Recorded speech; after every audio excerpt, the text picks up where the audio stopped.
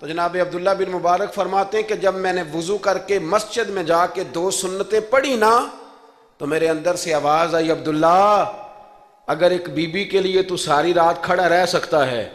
اور اس کی سخت بات، سخت انتظار بھی تجھے غصہ نہیں دلاتا، اگر عورت کے عشق میں سارا کچھ ہو سکتا ہے تو رب رسول کے عشق میں بھی ہو سکتا ہے۔ پھر ان کی بتائی ہوئی تراویحاں تجھے غصہ نہیں دلائیں گی، پھر ان کا کہا ہوا روزہ تجھے غصہ، پھر تو یہ نہیں کہے گا کہ بڑا مشکل کام ہے جی گرمیاں دے روزے نے، پھر تیری زبان سے کوئی لفظ، اس لیے کہ محبوب پر غصہ۔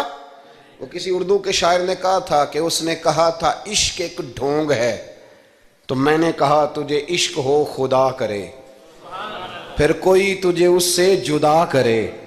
پھر تو اسے تسبیحوں پہ پڑھا کرے، پھر تو گلی گلی پھرا کرے، پھر تو اسی کا نام جپا کرے، پھر میں کہوں